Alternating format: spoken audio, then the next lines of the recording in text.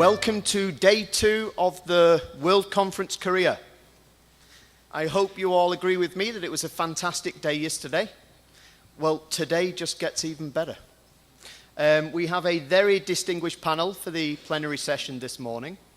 I think all 3 speakers probably need no introduction, but I will introduce them anyway. Our first speaker is the world-renowned architect Daniel Libeskind. Daniel spoke at our 2006 conference, which was held in Chicago, and some of you may remember that conference. It was called Tapered, Tilted, Twisted Towers. And I think at that time, it showed in the industry what was kind of all the rage. We were seeing this increasing move towards these sometimes quite bizarre forms. I think it's interesting at this conference to see how 5-6 years later, some of that has perhaps changed. Daniel obviously has a distinguished body of work all over the world, increasingly in tall buildings, but in other seminal typologies as well, starting with the Jewish Museum in Berlin, and spreading in almost every country of the world, including my home city of Manchester in the UK, with the Imperial War Museum of the North. You perhaps have already noticed on the front cover of our latest journal, which you all have a copy of, is his latest project in Korea, which is the Hyundai iPark project in Busan. But you don't have to go too far to see the work of Daniel Libeskind. Just on the corner here, the headquarters with the circle on the outside, that was one of Daniel's projects from 2003, I think. So please, without any further ado, could you please welcome Mr. Daniel Libeskind to the stage, please.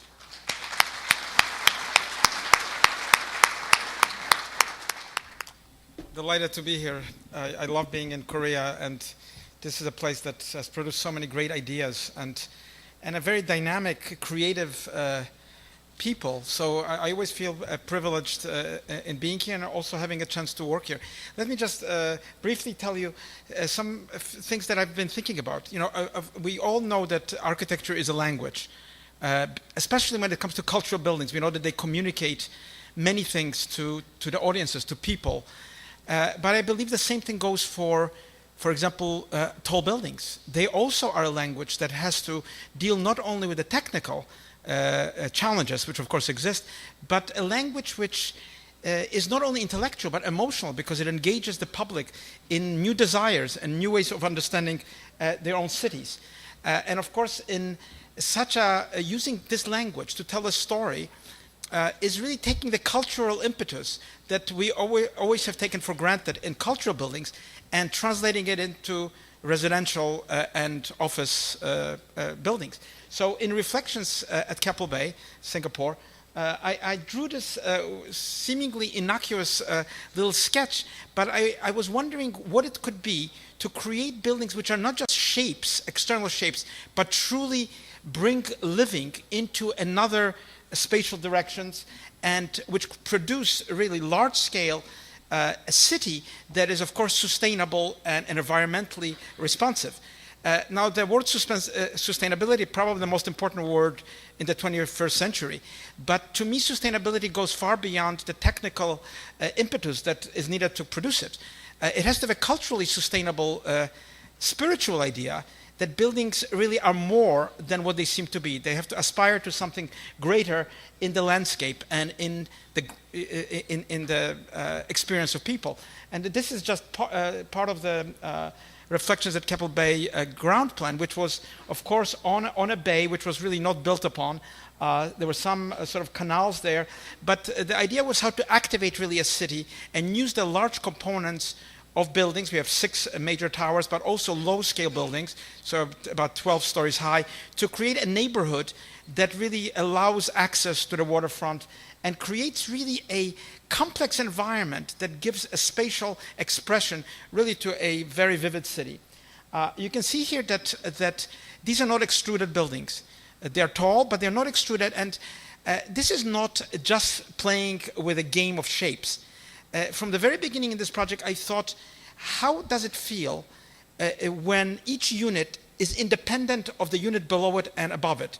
To some extent independent. So each unit is just slightly off in a double curved structure. And I think this is not something that people have written about, but my idea was that you feel differently, you feel more free in a unit which is not exactly, there's nothing exactly below you and above you. There's some shift, and I think that's true in the spaces which have been created in this building. Each floor plan of this large-scale moving floor plans, of course, there's a core which is kind of eccentric to the building, but the floor plates move, and of course, at the top of the building create crowns, also large-scale bridges which are publicly accessible, of course, at the site connecting the cores so that there is no issue of light.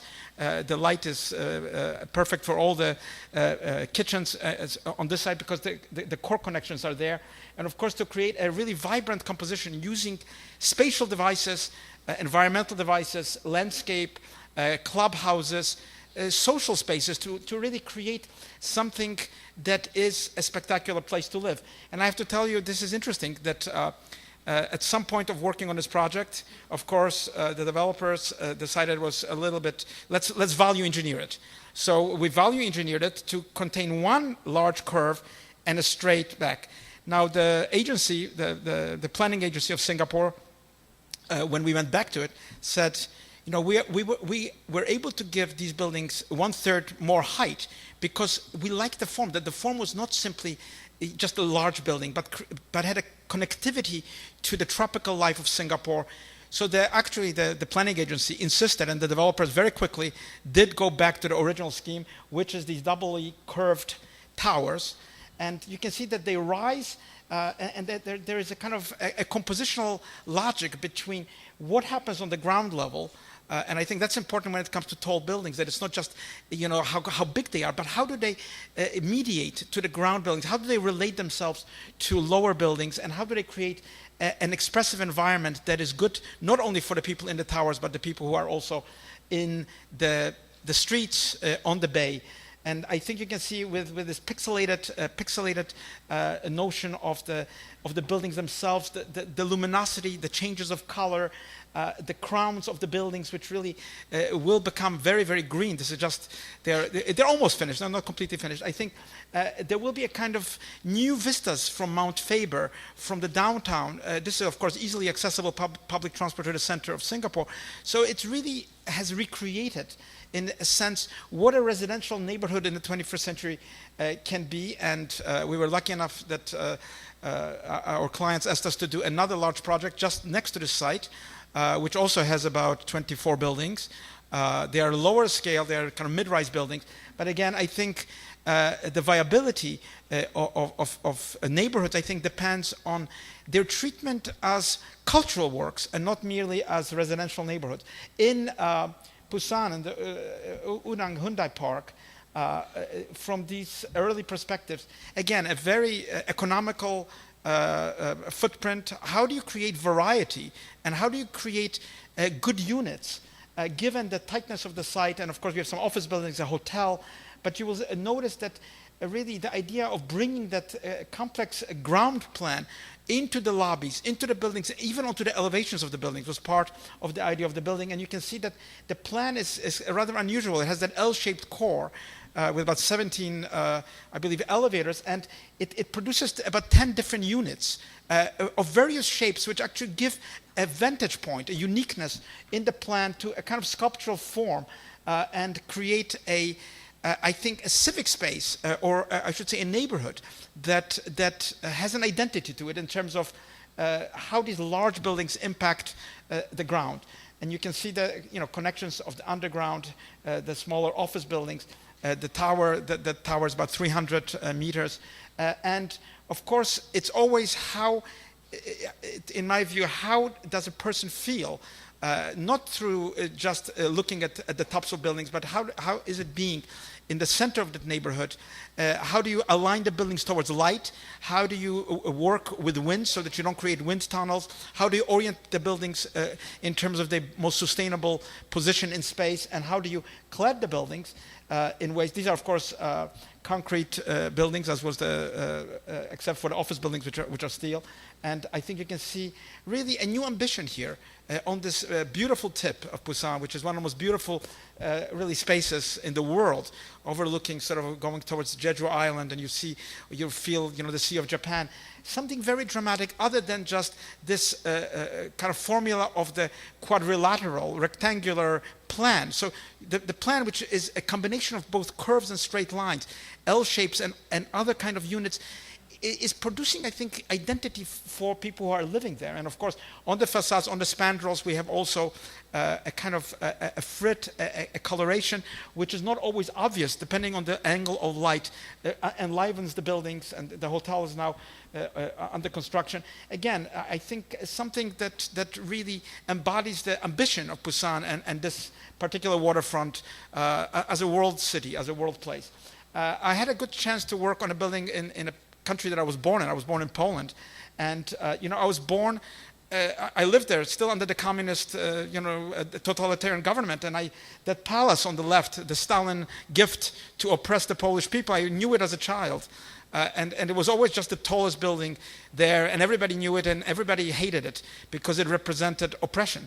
I had a good chance to develop a tower, the ZLOTA 44 tower, just across the street, as a kind of really, not just another tall building, it's a residential tower, one of the tallest in Europe, but a building that I wanted to kind of soar into space, sort of the eagle's wing, which is the Polish emblem of freedom. The communism is gone, there is a new generation of Poles now, there's a vitality, the economy is doing well, but there's also a cultural ambition to change the city. So it's really in the center, right across the Palace of Culture. And Warsaw is, of course, city destroyed in World War II, so it was rebuilt after the war. And you can see the large palace on the right. And of course, the neighborhood is changing. You can see a shopping center just to the south. You can see the old Soviet building still, the housing. But to create a building that really works as a great residential tower, that again is not extruded. The building turns itself, because there's a famous river called Wisła in Poland, so it turns itself to take advantage even of the lower level views. So one always thinks of the views of the top, which are the most expensive, but what are the views in the mid-rise of the tower, or even the lower points of the tower? And of course, this was not an easy task, because the government requires a certain attitude of light. No light should be cut off from the lower buildings, which were built in the Soviet times. So very scientific kind of study of how to shape the building in a way that still works with all the criteria. And you can see here the tower as it's sort of rising across and becoming really I think a new emblem, and it already is a new emblem for Warsaw, because people now see that the palace of Stalin no longer dominates the city center, and it's also a message that other buildings should be built really sustainable, high-density buildings in the center of the city, and then, of course, that Soviet nightmare will be just a piece of the history of Poland. So you can see it here. You can see on the lower left the streets, and I've tried to also sort of fit into create really a sense of the street, which was not really very much there. The new shopping center on the right, and this curving complex tower with its retail lobbies, amenities, sort of on the upper levels where the garage ends for swimming pools. Also vistas and views of Warsaw, which are really... And here you can see that the building is rather complex. It's partly cantilevering. It's partly, it's trying to wrest its soul into a free world out of that regimented world of post-war Polish Russian planning. And I think even in this time, there's so many blogs on the Polish. We go to Warsaw. People just like the building. They follow it. They follow every bit of its construction and every bit of its evolution. And I think it just shows that a residential tower can have maybe as much impact on a city as a large-scale museum or a large-scale government building or a courthouse or a huge civic building in changing the perception of the city, leaving its past, going towards a new 21st century place. Here in Seoul, we had a good fortune to win the master plan and also do some buildings at Yongsan. And the project I called Archipelago 21. And what is it? It's not just the fact that we are building 64 acres in the center of a historic city. This is a 600, 700-year-old city. So it's not a matter of just putting a brutal new plan into it, but how do you really navigate between the traditional streets, traditional neighborhoods, great scale of traditions, traditional streets and houses in Seoul, and at the same time provide really a completely new city. This is on the former railway lands, right on the River Han, with the mountains at the back. So it's a fantastic opportunity to really recreate a 21st century city. And what is it? It's really a city not planned with an abstract idea, but planned on based on the human scale. What is a human being? What do people do? When they work, when they go home, when they go to shop? It has to really communicate on the level of that ephemeral and ineffable idea of what human being is. And that's not just something easy to say by words, but one has to plan for it. You take the sort of grid, rationality of the grid, and the grid begins to be affected by locations, by the station, by the river, and creates really a new structure, which I call archipelagos, neighborhoods that are really connected by green, connected by water, and connected by the pleasures of walking in a city. So you can see in this complex plan, it's kind of organic because it really doesn't start just from an abstraction of some rationalization, but starts from where people come to, where do they go, how is the impact between the station and the waterfront, and how does the city look from that point of view. Of course, in terms of use, it's a complex world because it's an interweaving of everyday life. And to create that vibrant movement, like a river of energy that really leaves each one of these archipelagos to function autonomously as a neighborhood with many, of course, world-renowned architects working on it. Just to tell you about the city, it has about 25 high-rises, tall buildings, and about 66 buildings that are about 10 stories high. So it's really, truly a city, including one of the probably world's largest skyscrapers in its center. But again, it's not just about the height of buildings, it's how the buildings can really together compose a neighborhood and give the pleasures to someone who is coming there, who's working there, who's coming as a tourist to do business, to the business center, and so on. So I think really recovering the beauty of the river, recovering the traditional elements, traditional scales of Korea is part of really the effort here. And I think we are lucky to be starting on this project. We're working on the residential towers, also in an office tower. And I think like the Shilla crown, which was part of the inspiration here, something that is kind of amazing, but is rooted and grounded in something very stable and at the same time sustainable. That's really the idea of the building here. In Milan, again, we were fortunate to do a master plan in the center of the city.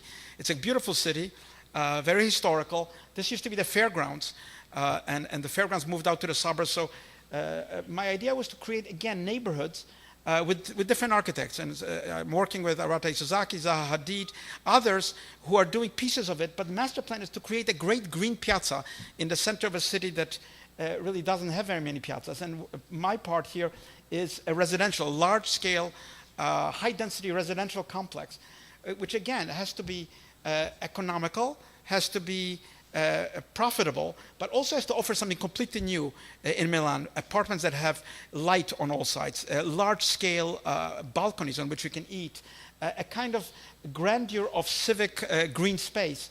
And really, it's a project that will really raise the bar for living in Milan, because most of the stock of Milan comes from a 19th century building. So this is really a 21st century idea. You can see this cluster, the first cluster developing, and you can see that it's being shaped by both the footprints of the apartments, but also extension of the apartments into the space. And I think this will give it that interest, and also, of course, provide really life for the city. I'm also working on one of the central skyscrapers. There are three of them. Zaha is doing one, Isozaki is doing second one, I'm doing the third one. This one happens to be in the center, and my idea was to create a kind of a dome with the other two neighboring buildings.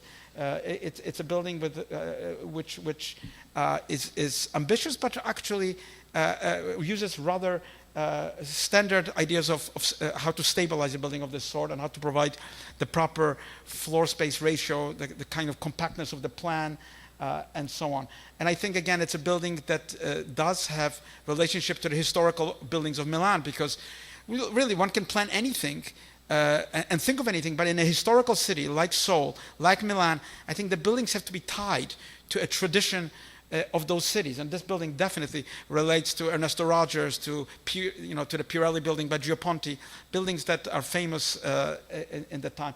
We're also doing another tower called the Arduino Tower, also on the same site, which is again a residential tower in a very strategic part of the site. The client thought this would be an additional project to the master plan, and also a museum of contemporary design, which is of course activating the park. And it's a museum that is based, like many of the ideas in this project, on the works of Leonardo da Vinci, an architect of Milan.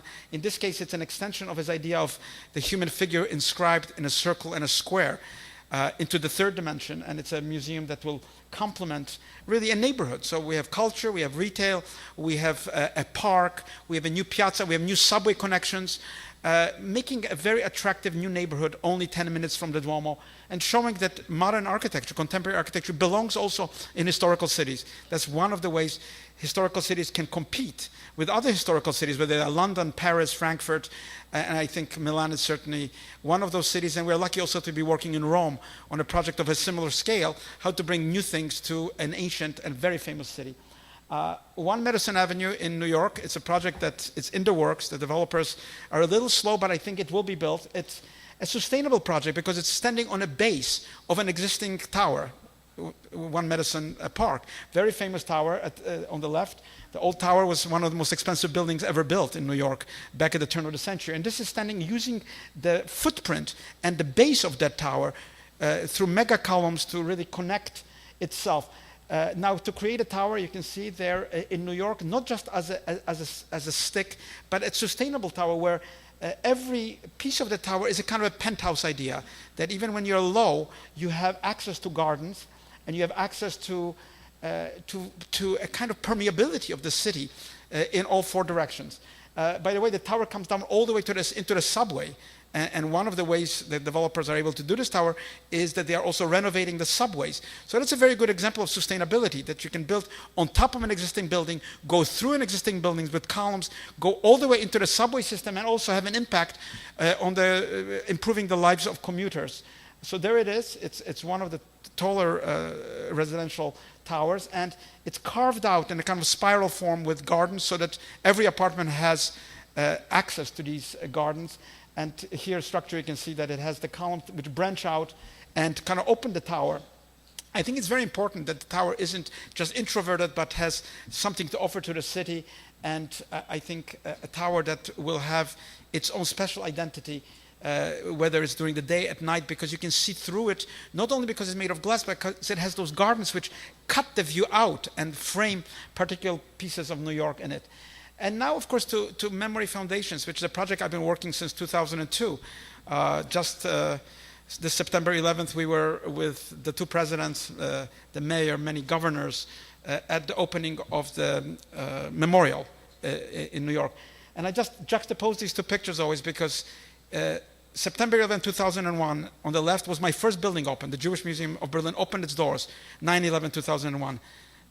And I went to the office on that day and said to everybody, this is fantastic. Now I don't really have to think about history anymore because people can enter the building and enjoy the story themselves.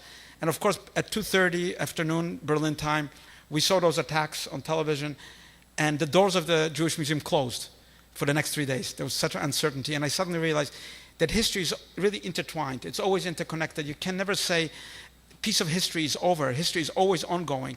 And what has happened in the past is always informing the future.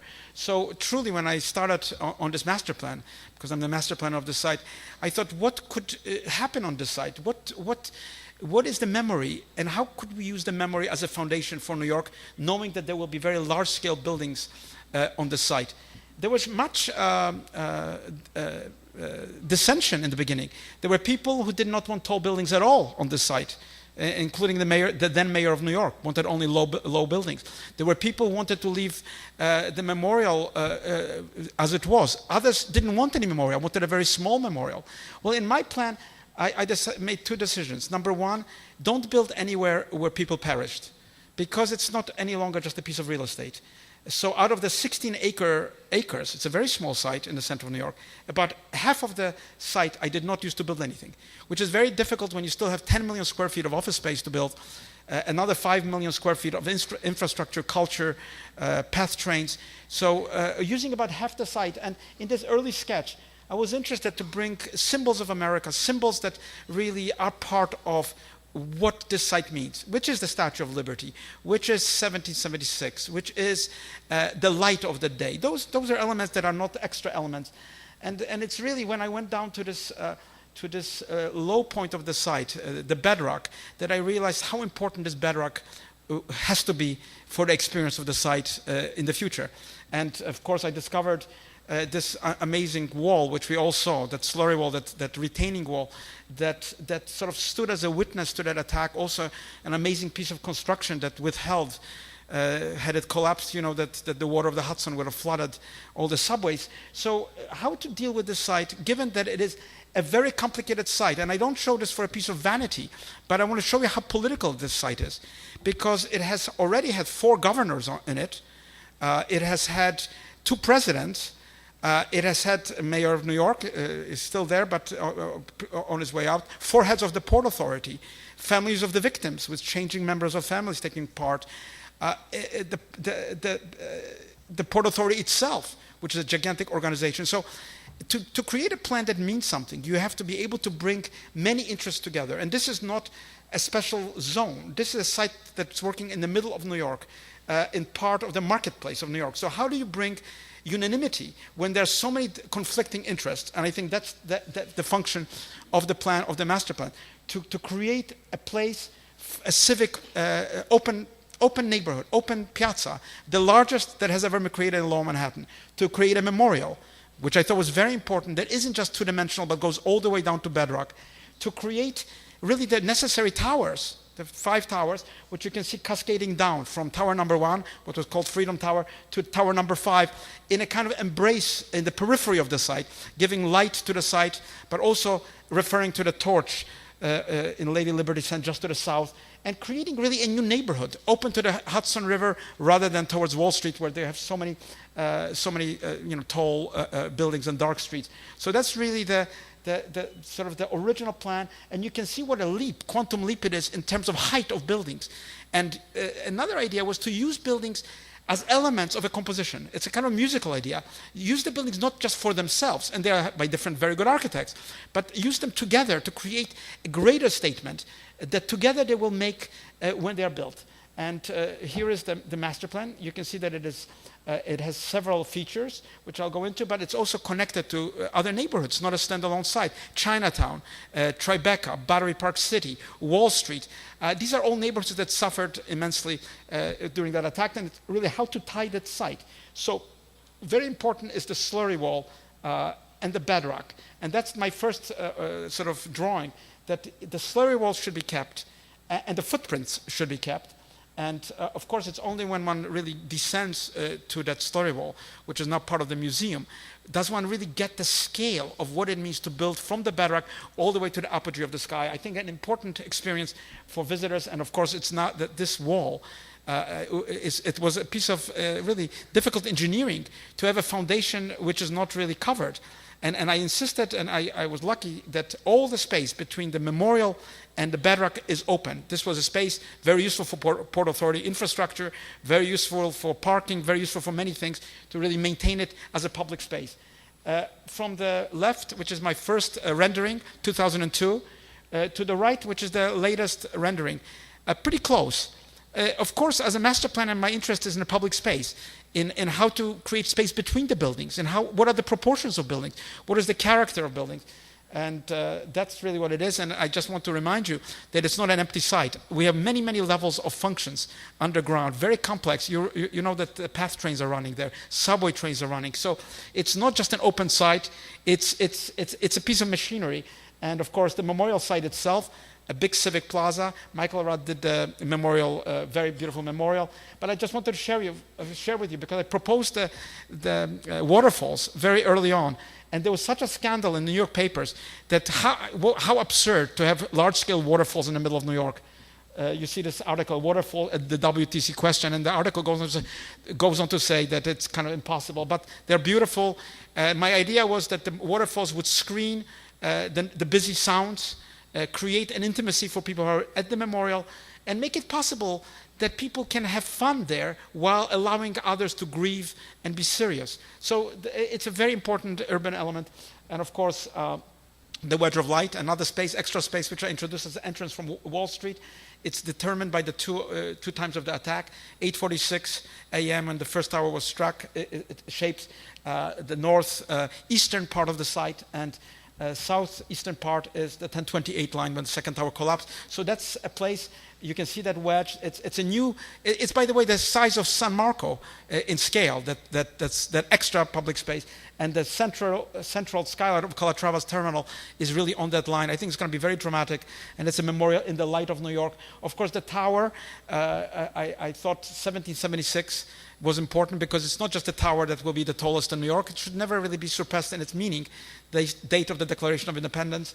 With the platforms at the old World Trade Center heights, and of course the buildings that really sort of surround the site in a particular geometric and spatial way that really give the message to people who will come there that it's a visceral and emotional experience, not only an intellectual one. And there it is from the latest renderings from sort of New Jersey, far away. The different pieces of the site, which is of course an ongoing challenge because it's always a site that has to respond to new demands. It's a complex site, and yet you can see tower number 1 will be finished next year. Tower number 4 finished next year. The memorial is already accessible. Visitor center will be open next year, which will lead to the museum underground and the slurry wall. The path terminal is under construction. The streets are being reconnected. So it doesn't have a single date when it will open, but it's a process. It's a process that I believe will be a healing process for New York. And I end here where I started, and I have to say, this is the first image I had because I was an immigrant to New York, and I came by boat. And to me, the Statue of Liberty, seeing it at 5 o'clock in the morning, arriving as an immigrant with my mother, my sister. Standing on that boat, I was like the millions of others who arrived in America, looking at New York through this emblem, which is real to immigrants who were living under different conditions, is the true promise that you can be free. And the greatest freedom, I think, is represented in the skyline of New York. It's proof of independence, of liberty, of ambition, of difficulties, of the dreams, of getting better. And I thought that's what the skyline of New York should be. That's what America is about. That's the answer to this terrorist attack, that it is the victory of life over these evil deeds. And that victory is about life, liberty, generosity, the ability to practice all religions in America, to be free of all forms of oppression. Thank you very much.